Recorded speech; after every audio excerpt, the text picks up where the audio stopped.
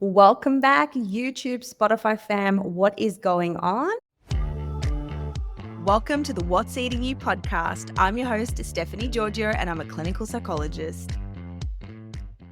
What do you think of this new background? I think it is quite amazing, if I do say so myself. I actually live in this space. This is a communal area, but hardly anyone comes down here. So I'm going to be utilizing it a lot more. So if you enjoy this quality, if the sound is good, let me know. I'm still not using a microphone down here, but it is very windy outside on the Gold Coast. I would turn the camera around and show you, but I'm scared I won't put everything back to where it's meant to be. But it looks like there's a hurricane, touch wood. But today we're going to talk about what to do after a binge. Now, this story was inspired from someone in my Food Freedom program. Now, this particular lady had tried other binge eating programs and didn't find it helpful. So she approached me and said, "What am I doing wrong?" So we took a deep dive and I said, "You're not doing anything wrong." I said, "I actually think you're unintentionally restricting. I think that you're not getting an accurate understanding of your thoughts and your feelings, which are perpetuating your binges, even though you're eating enough. And we need to address that." So this episode is going to talk about what to do if you have a binge episode. So if this is you, you're going to find it really, really helpful, and the steps you can take to minimize binge eating, or more importantly, minimize the effect it has on your life, because an occasional binge is fine. It happens to the best of us, but the key is to be able to move on with minimal guilt, minimal shame, and minimal distress on our day-to-day functioning. Right. So let's get into it. Now, what I get everyone to do is to log their binges. So when you do Food Freedom, you actually log your eating every single day, what you eat, what you drink. And I know that might sound arduous when you first start out, but trust me, it's actually very insightful. And after a while, you get the hang of it. It's absolutely fine.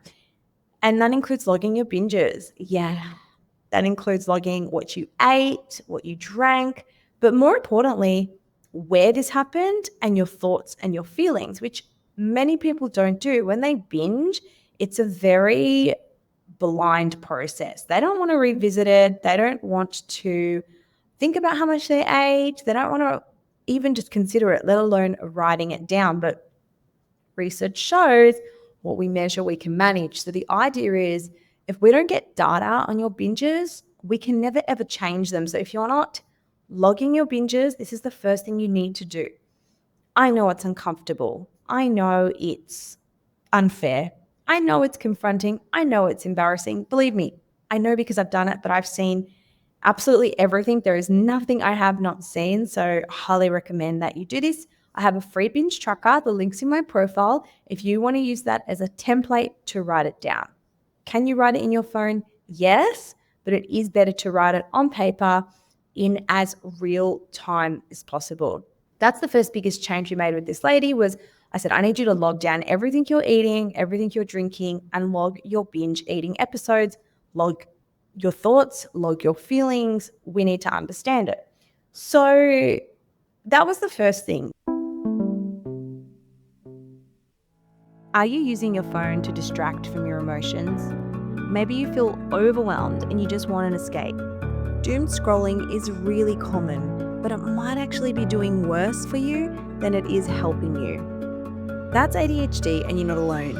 ADHD Journey is a brand new course and community that gives you short weekly lessons, printable tools, and a live group session with me once a month. So now you can stop scrolling and start getting control of your life. Use the code ADHDVIP for your 50% off in your first month, but only for a limited time. The link is in the show notes below. Let's work with your brain, not against it.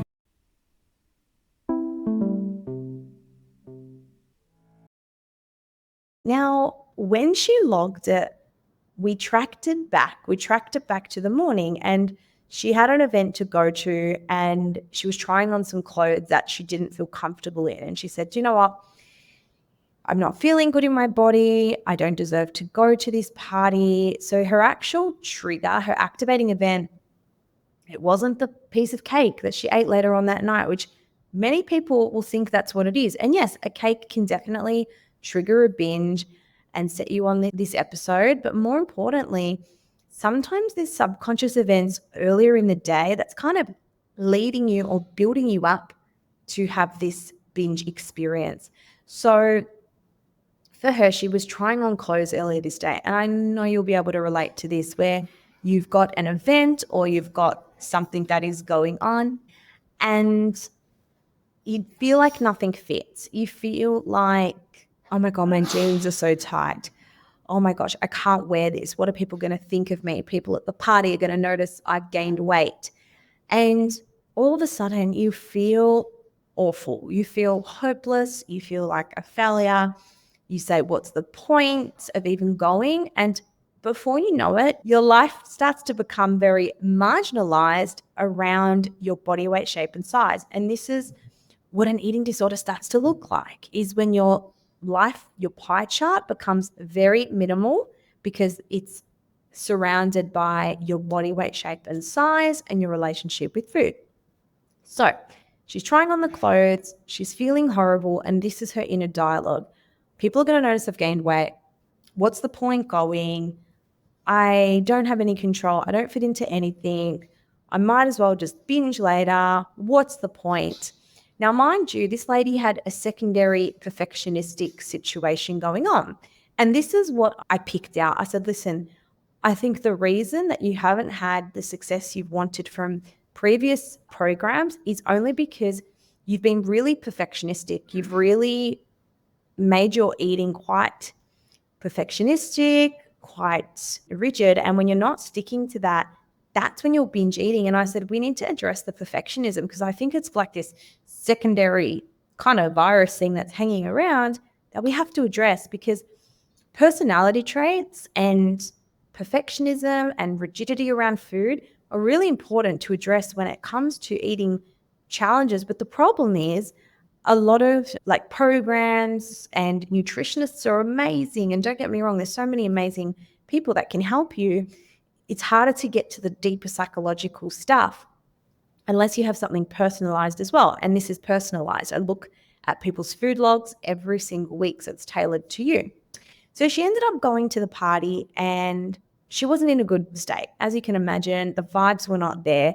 She's at this party and you probably relate to this, but instead of being at the party and engaging with conversations with people, you're actually narrating the party like, oh, look at that person. They're looking at me. I look fat. I'm not feeling good. They're not going to talk to me. I might as well just go home. You're actually narrating. And this is a key symptom or sign of anxiety usually when you are narrating instead of participating. So she was just on low vibrations. What she did really well was that she ate before the party, which is what I always recommend people to do, is never, ever, ever go to an event starving. If you go to an event starving, you are setting yourself up for failure.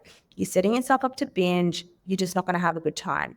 So she did that really well. She showed up to the party despite how she felt, and she didn't have an empty stomach. Now, she ate well at the party. She exposed herself to different foods. She had the pizza, the tacos, the burgers, different things, but it wasn't a binge. It wasn't a binge there. It was just a low mood and a low vibrational state. And the second thing she did really well was she allowed herself to eat at this party. So this is someone who previously was very restrictive. She wouldn't eat at events. She would stick to a really sort of healthy, same foods every day. But the second change she made, which I commended her on, was you ate at the party, and that's huge. And you went to the party considering that you didn't even want to go. That's the third thing. When it comes to eating disorder treatment and management, you've really got to celebrate your wins and you've really got to look at, where was I 6 months ago? Where was I a year ago? Because it can be micro changes, but they really are big changes in the scheme of things. So she ate at the party, and then as she's at this party, she's feeling bad. She's comparing herself to her friends. My friends are so skinny. Look, they're eating everything they want. They don't worry about their bodies. They're all slender. Comparison really is the thief of joy. If you want to feel bad, just compare yourself to someone, because comparison nothing's more of a fast track to feeling awful about yourself. If you want to feel awful, compare yourself to someone else. So she was engaging in comparison, which made her feel really bad. And then because she felt bad, she thought, why not just stick the knife in? Why not just make myself feel even worse? You know what? I call this flat tire syndrome. And this is when people are driving along the highway and they get a burst tire, right? Or maybe you're at a party and you're having some cake. And this sets off all or nothing thinking. You think, oh no, I've busted my tire. I've got a pin in my tire. I might as well get out and I'll just slash my other 3 tires. That's the same as a binge. You have a piece of cake and you think, oh, I've had a piece of cake. Let's have 4 cakes. Let's have ice cream. Let's have peanut butter, because of this all or nothing thinking, which often comes from perfectionism and ADHD, which a lot of people don't address. So that's what she thought. She was in a low vibrational state. She thought, I might as well just stick the knife in, just make myself feel a bit worse than I am already now. The comparison just set her over the edge, and she went home and had a binge. Ice cream, chocolate, you name it, all of that. Obviously, she felt guilty, she felt ashamed, she felt horrible. But what she did was that she got up and she resumed eating the next day, which is exactly what we want to do. If you have a binge, do not restrict the next day. Do not purge, do not restrict, do not take laxatives, do not diet, do not eat clean and healthy, low carb. Get up and eat your normal breakfast, and we need to move on. We don't want to make this a big, huge deal in our minds. So she did that really well. What she also did well was she journaled this and she wrote it down, and she said, do you know what, Steph? I realized something. It started from the morning when I was trying on clothes. That gave me really negative thoughts about myself. It put me in a low state. When I was in a low state, I just couldn't get out of it, and I was just trying to make myself feel better. It's almost like a form of punishment, right? And there's so many layers to this, and I wish I could tell you it all in one video. I'm going to do my best, but in the Food Freedom program, we go through these layers specifically. So the next thing we did was we made this girl realize how her thoughts were influencing her feelings, right? Okay, your jeans are a bit tight. You don't feel good in what you're wearing to this party. That's okay. That's okay. Can we give yourself some compassion in this moment? Rather than criticism, you should lose weight, you should fit into your jeans. Can we give you some compassion? Can we say, it's okay that my clothes feel tight. It's really uncomfortable, but are people who have tight jeans still deserving of having fun? Are people whose bodies change still worthy of having friends? Are people who have gained a little pudge, a little bit of weight, still worthy to go to a party? It seems really punishing that you would stick the knife in further and say, yeah, like, let's go home and binge eat because you are awful, you're disgusting, you're fat compared to your friends. That's very, very punishing. Would you do that to a friend? Would you do that to your daughter? Would you do that to a family member? And if the answer is no, then we don't want to lead with that. So here's what we suggested. Number 1, if you have a binge, you get up and you resume regular eating. Eat your breakfast and don't have some restrictive, silly breakfast. Have your proper, your fats, your carbs, your protein, whatever. Doesn't have to be a perfect breakfast either. Second thing is you're going to log what happened. You're going to log what happened with the binge, what you ate, how you felt, what you were thinking.